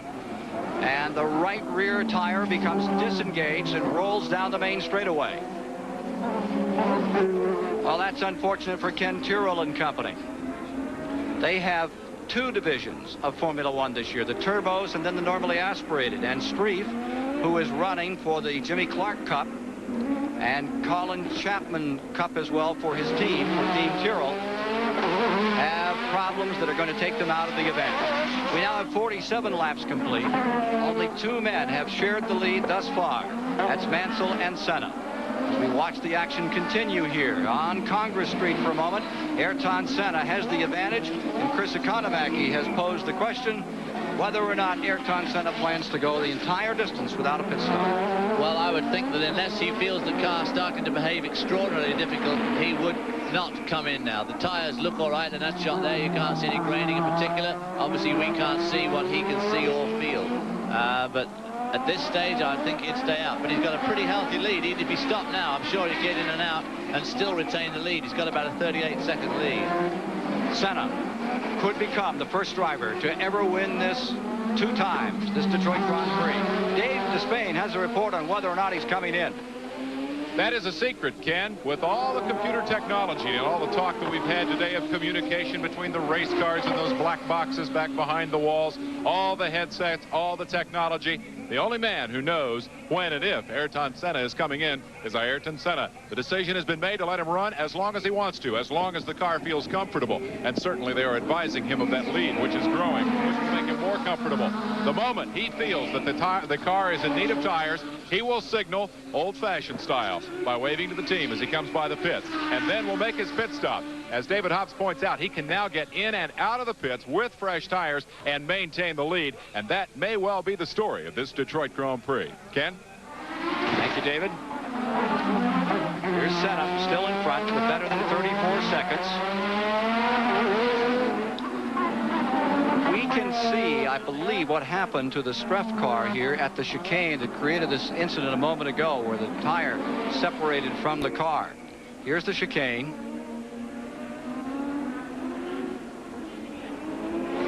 Here's the car coming up now. Oh, the wheel nut. The wheel nut came off. You can see it. Oh, that's handy. And there's the old wheel nut coming right off the machine. Yeah, and it was have all to take the it way. back to the man at the garage and tell him to tie it up next time. There's the car resting down in turn number 1. Went all down the straightaway, came to a halt just at the entrance of turn 1. So there are now 47 of 64 laps complete. More from Detroit shortly. 15 laps to go on our live coverage of the Detroit Grand Prix as Ayrton Senna of Brazil with a Williams Honda stays first. Nigel Mansell with the Lotus Honda in first. Nigel Mansell with a Williams Honda in second. Nelson Piquet is third. Alain Prost in the McLaren is fourth. And Gerhard Berger lies fifth in the Ferrari. Here's the leader, Ayrton Senna, maintaining the first position, and has a tremendous lead now over Nigel Mansell in second. He's got over a 52-second lead. There we see Alain Prost, car number 1, the tag McLaren, having a good run, but not the sort of run that he likes. He's in 4th spot at the moment. He's about to be pressured, we feel, by Gerhard Berger in the Ferrari. 13 cars remain in the lead lap, David. And 13 cars remain in competition and 6 cars in the lead lap. It's been a pretty close fight one way or another. Alain Prost looking pretty cool and calm as he goes under the Atwater tunnel there. There we see the leader. His tyres still look pretty good from here. The right front seems to have got a bit of a black rim around the middle of it. I don't know whether that's a bit of extra wear or a bit of scuffing. He obviously has got the whole situation under control, though. It's been a full week of activity here in Detroit for the Grand Prix, including almost a daily sequence of parties and festivities. It kicked off Wednesday night with a black tie Grand Prix ball at the Renaissance Center. Then there was the fundraiser for the Music Hall Center for Performing Arts as part of the Grand Prix week. On Thursday, it was press night, and the setting was unique. The Henry Ford Museum, which houses a living museum of mechanized transportation. And then Friday and Saturday, downtown party, Renaissance Center. 3,500 partygoers here, and outside there was another 25 or 30,000. It was just amazing. The party continues today, and for that, here's Chris. Well, with this being Motown, Ford, Chrysler, and General Motors all have hospitality areas here. And I'm in the Chevrolet suite by the Westin Hotel, enjoying some fresh fruit. The business of the selling automobiles isn't quite as good this year as it was last year, so the wine is domestic rather than imported. But everyone seems to be having a great time here. He always finds one. He always finds one, but I see they must be really on hard times. They've got plastic cups now. Stand by for an important report. Right. Yeah. Thanks, Chris. Here's Ayrton Senna, still in the front position. 57 seconds in front of N. Mansell from England, who in turn is 8 seconds in front of Nelson Piquet from Brazil, his teammate. There we see Piquet, those little vortexes coming off the end of the wing as the atmosphere here. Very humid today, 95% humidity as the race started. Really gets bashed around by those big wings. And behind Piquet, in 4th is Prost, 5th is Berger, 6th is Eddie Cheever. They are all running in the same lap. There are now some 50 of the 64 laps complete. You see Kinzani at this moment flashing around this 2.5-mile, 20-turn track. We'll return with more live flag-to-flag coverage of the Detroit Grand Prix after this word from your local station.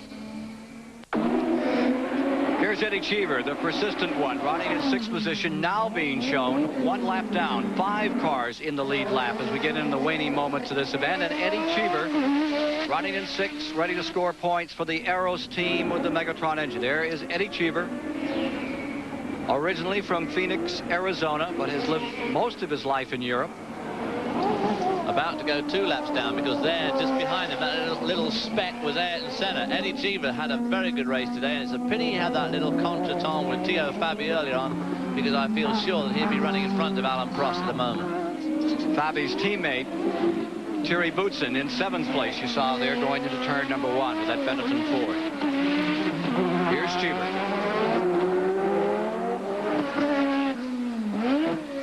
We mentioned earlier his best finish to date in a Formula One race was here back in 1982 when he finally wound up in 2nd. And here's our leader trying to lap him, Senna.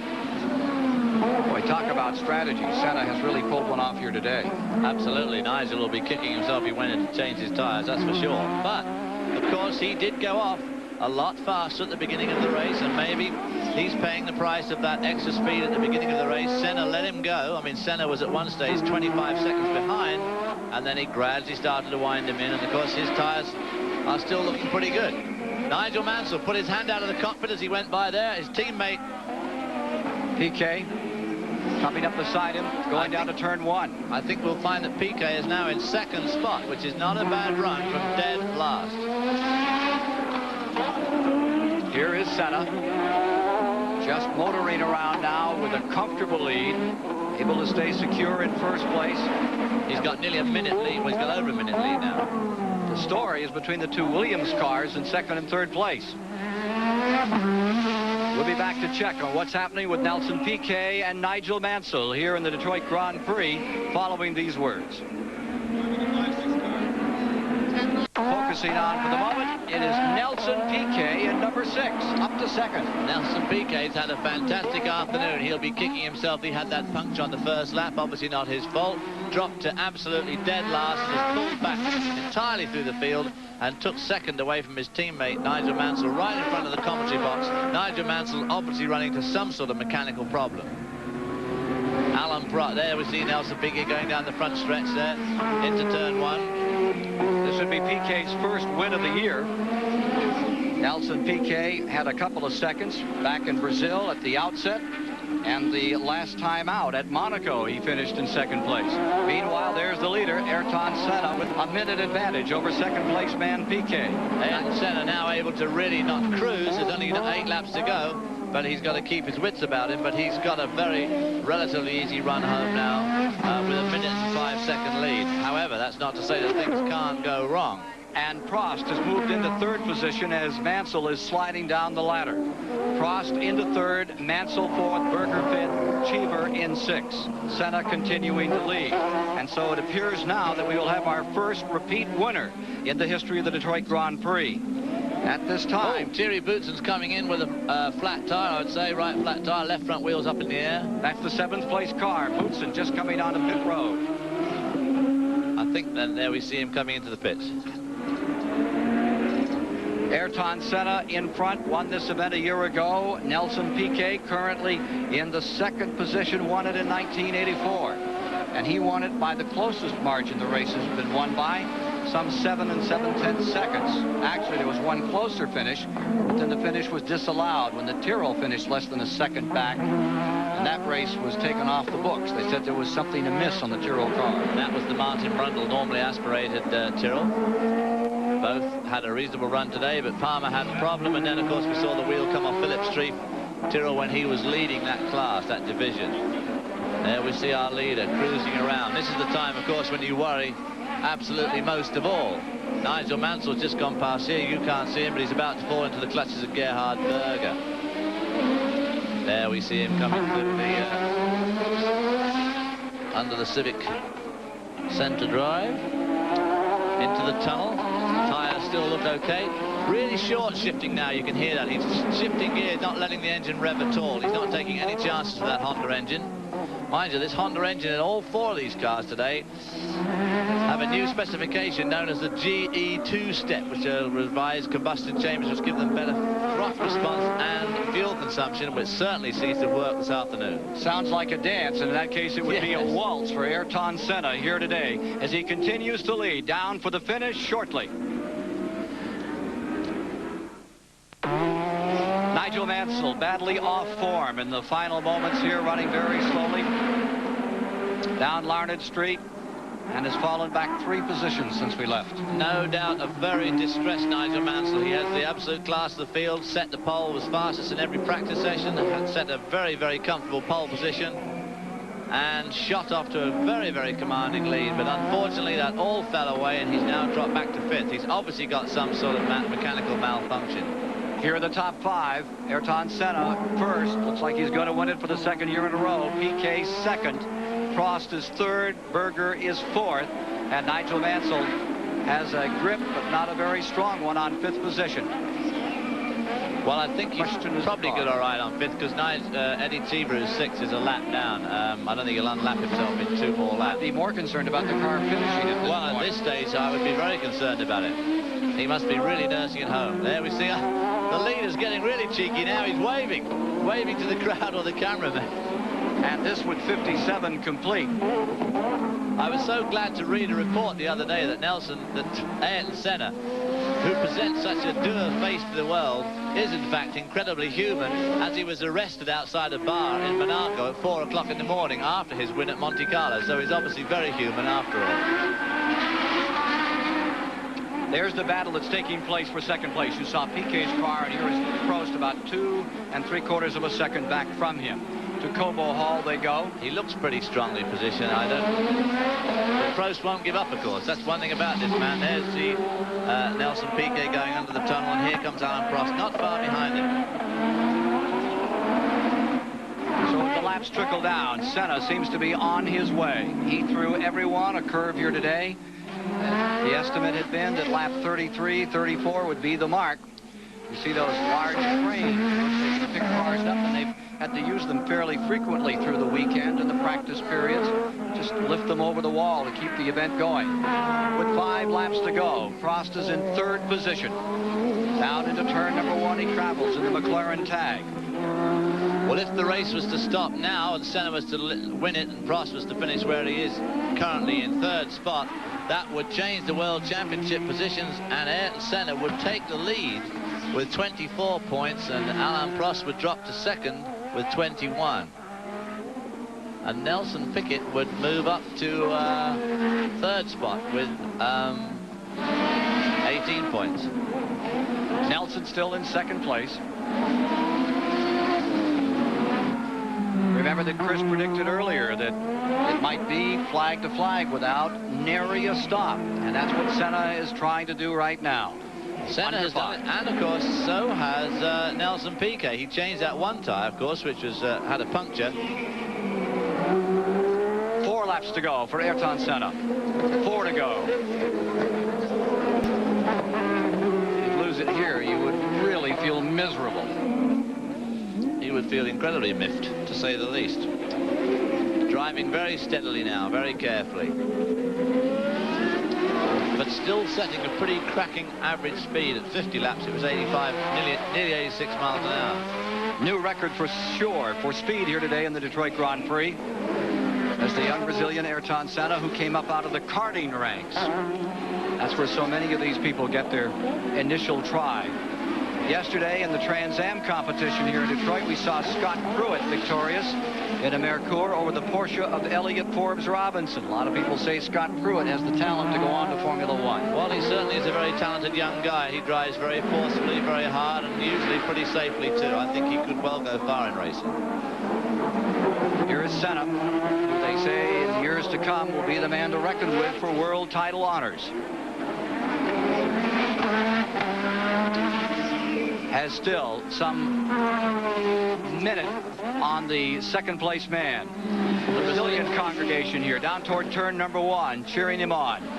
Well, having a good day today, because at the moment Brazil lies 1st and 2nd. Brazil 1 and 2, the rest nowhere. They've won the world title 4 times with Fittipaldi and then with Nelson Piquet. And this is the Brazilian they're banking on to do it again in 1987, and he could take the point lead this afternoon based upon the incredible performance here. One of those flagpoles is an interesting one. As we walked up today, it was made out of beer steins. They picked up these plastic steins, had them about 25 high, marching around carrying the Brazilian colors. With 3 to go, Ayrton Senna continues to have this handsome lead over countryman Nelson Piquet in 2nd, and defending world champion Alain Prost in 3rd. Well, the active suspension certainly seems to have paid off today. It's allowed him to, certainly at this stage, look like winning a race on the very bumpy, twisty streets of Detroit. Plus, of course, added to that, he's had great tyre wear too. So the suspension system seems to be working out, and I'm sure they'll improve it a lot yet. 45 people from Japan just here to monitor the efforts made by the Honda engines in this race. And then there's another whole set that are working on that new active suspension unit. And the next races coming up too will probably also play into Honda's hands, because they're high-speed circuits, and there's no doubt about it, the Honda engine is the most powerful. Of course, they're rapidly moving toward a time when turbos will be a thing of the past in Formula One. And of course, the idea being to try and make it a bit cheaper, but of course there'll be so much sophistication put into the normally aspirated engines that we're going to see some pretty exotic engines giving tremendous horsepower without the aid of turbochargers. Ron Dennis says without turbochargers they will become just as expensive, and his old partner John Bernard now at Ferrari says that it will be much cheaper and bring more teams into Formula One. How do you feel about it, David? Well, I think it might make it a little bit cheaper, and it might bring some manufacturers back. It's very hard to tell. The manufacturers are faced with tremendously escalating costs in Formula One, and it's just a case of desire and a feel if that's the way they want to market their product. Through the chicane, laps down. A sweet moment for Ayrton Senna about to come up as he's about to put his old sparring partner, in the loosest possible term, a lap down. Nigel Mansell really staying out of his way there. Giving him plenty of room to go. Yeah, giving him plenty of room. Old friend of CBS. Football season coming along. Jimmy the Greek owns that building, Dave. He owns that building? Does indeed. I wonder what his prediction was on this race. He won it in the bet. Stefan Johansson has just moved into 7th position. Christian Donner dropping back a spot. Johansson now up to 7th. Cheever maintaining 6th. Mansell in 5th. And hanging on by his fingernails. 4th is Berger. 3rd is Prost. 2nd PK. Up in front is Senna. Now there is Prost in the number 1 car. Still in 3rd position. Putting one of the Ligier Megatron cars a lap down. They've had a pretty checkered career this year. They were going to use a new Alfa-Romeo engine. They passed some unfortunate remarks about the performance of the engine on Italian TV, so the Alfa Romeo said, okay, don't bother. And they had to redesign the car, and they're using the Megatron, i.e.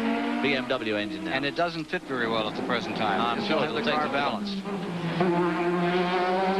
The only Alfa Romeo in this race was an early victim, the Osella car.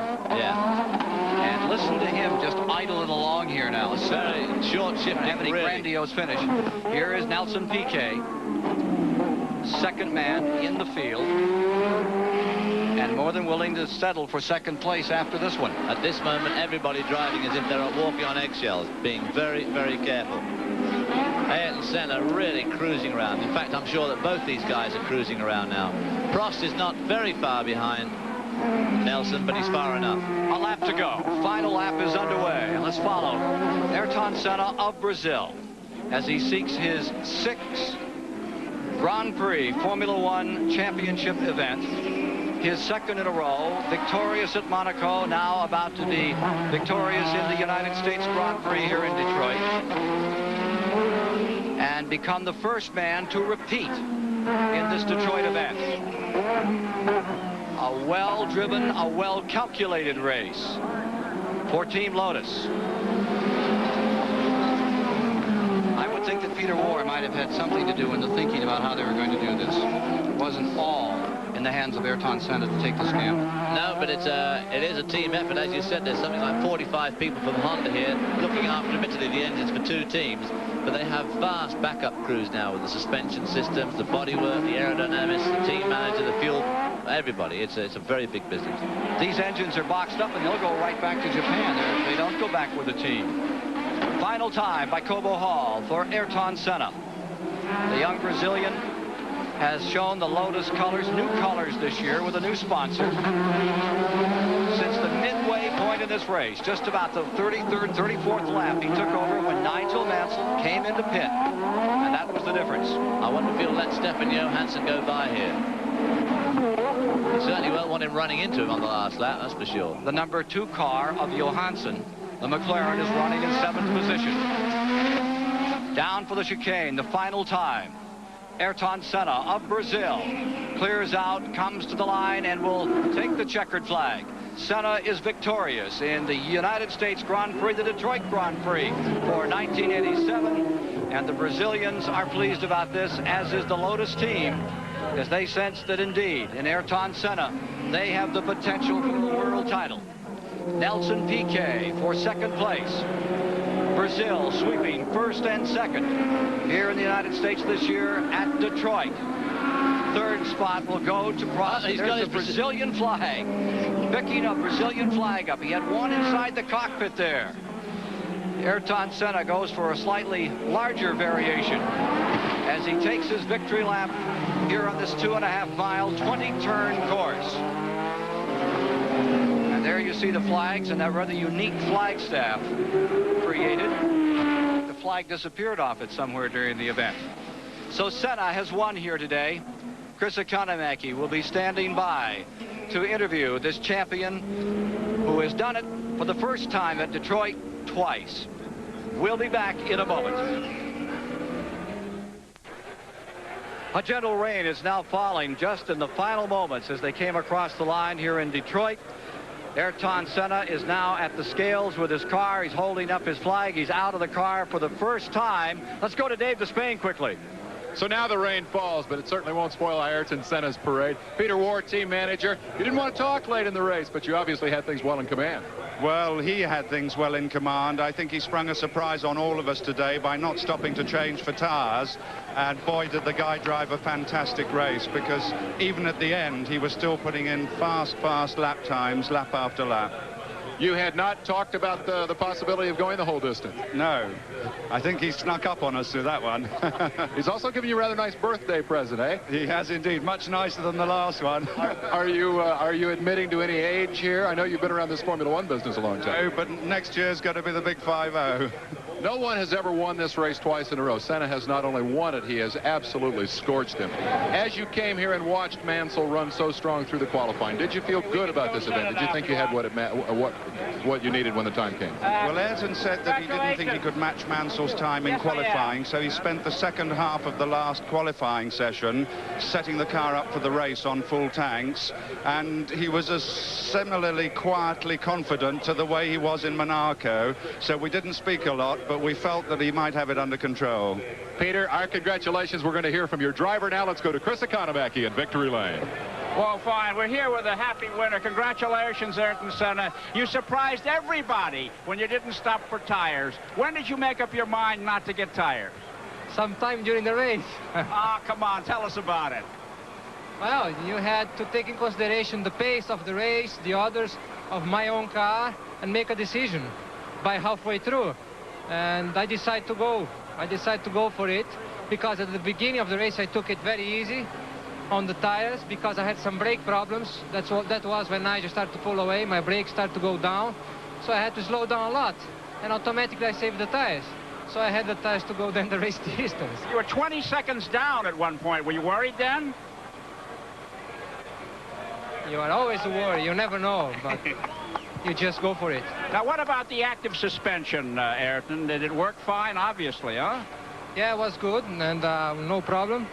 And the car worked very well. The only problem were the brakes. I had the pedal going down sometimes, and that was my only worry. And then also the tires, because we were not sure whether they could run the whole distance without blowing or having a problem just by wear, because we were supposed to stop. Nobody knew I was going for it. I was the only one.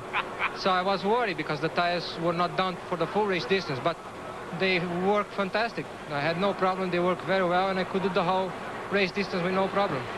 Well, okay, Goodyear said the tires would last to the end of the race, but they would be very slippery and hard to control. Did you have difficulty towards the end? I didn't have to push anymore. I was so far ahead that I could afford to take it easy. So that, of course, was the key on the pocket. Be able to take it easy towards to the end. Okay, thank you very much, and congratulations. One last question. Where'd the flag come from? Almost the same spots from last year. Somebody that was cheering up there during the race was there with the flag. I stopped again. Many Brazilians have flag. Okay, now we have with us the other finisher back over here. There's Alain Prost in third place. A nice drive for you, Alain. Are you happy with finishing third? Yeah, very happy. I think I could not expect much more. The handling of my car was much better than during the practice, but I had a typical problem for Detroit: brakes and tires and also gearbox. And could have pushed a little bit harder at the end, but I was so happy to finish third that we prefer to keep it. Congratulations. Nelson, a fantastic drive, a flat tire, you dead last, and you come back to finish second. Have you ever raced harder? Yes, some other plates. Yeah, I didn't know if the tires go last. What I done is I took very easy in the beginning because I have to overtake a lot of people. I didn't have much wheel spin, and in the end I give a very strong, but the problem is I took it too easy in the beginning. I should go hard from the beginning to the end. If you had not had the flat tire, could you have won it, Nelson? It's very difficult to say these things, you know. It's if is it's impossible to say. Many races I didn't win because something, but for me it was a good result. I don't like this kind of circuit, slow circuit. I prefer the quick ones, and I'll wait for when the championship starts in Europe. You'll sleep tonight, right? Yes. Right, okay, thank you very much, Nelson Piquet. And let's go now to Ken Squire topside. It's a new record of 85.697 miles per hour, David. 1 hour, 15 minutes, 16 seconds by which they decided this event. And they didn't stop a second too soon, because here comes the rain, and they just got away with a perfectly dry race. But I think Ayrton Senna underlined today just what a thinking man he is. No tyre stop for him, no tyre stop for Nelson Piquet, who also must be feeling very good. He's been demoralised by his teammate Nigel Mansell the last half a season or so, and I think today would have given him a lot of help coming second, a good second. Not just a good race for Alan Prost, and he's still only level pegging with Jackie Stewart. That 28th win's yet to come. 26 starters today, 14 cars were running at the finish of the event. David, were you surprised this many cars came across the line? This is the track that usually just devours equipment. The attrition wasn't as bad as I thought it might be. There was not very many crashes, certainly no bad ones, and as you say, it was quite a high finishing rate, because this is very tough, especially on transmissions, drive shafts, and this sort of thing. We obviously had the thing here at the chicane when the wheel came off Philip Streif's car, which was pretty unfortunate. And I'm very sorry about that first lap accident between Fabi and Cheever, because I think that took out two really good runners, and obviously I was sorry to see my friend Thierry Boutsen not finish either. We'll have a resume on the event shortly, but for the moment, let's move on to boxing, which is coming up on CBS later today. We're going to Atlantic City for the moment. Here's Tim Ryan. Let's take a look at the final results here in the Detroit Grand Prix. Ayrton Senna of Brazil, the first repeat winner here, comes across the line for the Lotus Honda team. Nelson Piquet for Williams Honda is second. Then Prost finishes in third. The fourth position was Gerhard Berger, and Nigel Mansell was fifth. Now let's take a look at the second five. Rounding out the point-scoring drivers today, Eddie Cheever was sixth. Johansson gets credit for seventh. Christian Donner is eighth. Patrese is ninth. And René Arnoux comes across in 10th position. Well, those were the top 10 here this afternoon in Detroit. Well, I think we saw some good shows this afternoon. Eddie Cheever's car looked very strong all day. It was a pity that Warwick, I think he probably clipped the wall somewhere. We saw him coming with that wheel deranged. Cheever definitely would have been, I'm sure, in the top 3 or 4 if he hadn't had that stop. Fabi and Boutsen were both going very well in the Benetton Fords, and I'm looking for them to do very well as the season progresses. Eddie Cheever had a terrific finish today, and Dave Despain is with him now. These are the hands of the 6th place finisher in this race. Eddie Cheever worked for that spot here today. Blisters all over a tough racetrack to drive, Eddie. Very tough racetrack. I was extremely disappointed that Fabi made the mistake he made. I mean, I'm not blaming, everybody makes mistakes, but I was already committed to the corner. There's no place I could go. He just ran into the back of me. Without that, I think I would have finished in the first 3. That was the consensus in the booth moments ago, that you drove a brilliant race. It ended on a strange note. You didn't make it to the finish. What happened there? I made it to the finish, but I had to run at such a high boost level the whole way to pick up time that I ran out of gas. And there's something wrong with my computer. It stole 2 laps minute, but my USF&G arrows ran very good today. We made it to the end of the race. It's a great disappointment only to finish 6th. I think that in the future, if they are as ambitious as I am, I'm sure USF&G can give us that extra push to get right up there in the end. And I'm sure they are as ambitious as we are, and I think we can go a long way together. The consensus coming into this race was that this is the team that has improved most coming into this season. This guy gave their car a drive worth remembering here this afternoon. Congratulations, Eddie. Let's go back to Ken Squire. Congratulations indeed to Eddie Cheever and to John Schmidt and all the folks responsible with that Arrows team. Jackie Oliver, they certainly had an outstanding day. Well, what came in as the story of the hour, that business of running for the 28th win for Alain Prost, was not to be decided here today. It's still tied at 27. And for a moment, let's reflect on some of the great racing giants who have given us some great races and the records previously. The 5-time world champion, Juan Manuel Fangio, with 24 wins. Back in the days, they didn't run that many times. Niki Lauda, 25 wins, 3-time world champion. Jim Clark, twice world champion, scored 25 victories. And then it was Jackie Stewart who put it right up on top at 27 in 1973. And it will be another chapter of World Championship Formula One racing to decide if Alain Prost indeed will be the #1 man in racing with all-time career victories at 28 or perhaps more. Back with some closing thoughts following these messages. Detroit continues to celebrate Ayrton Senna victory here, #1 in the world points. Yes, he's had 2 great wins in the streets of Monaco and here at Detroit with 85-mile-an-hour averages. How are they going to look in 3 weeks' time when they go to the open fields of Silverstone and 160 miles an hour? They look pretty good this afternoon, but those Williams looked good at Silverstone 2 years ago, and I think that Mr. Prost is going to look pretty good from now on, too. So that's the story from Detroit this afternoon for David Hobbs and Chris Economaki and Dave Despain. This is Ken Squire saying so long from the 1987 Detroit Grand Prix, where the winner is Brazil's Ayrton Senna. I'll be back next Sunday on CBS Sports for live flag-to-flag coverage of the Michigan 400 NASCAR race. And coming up next, light heavyweight boxing, plus the grueling Paris bicycle race. Stay tuned for all the action on CBS Sports. The 1987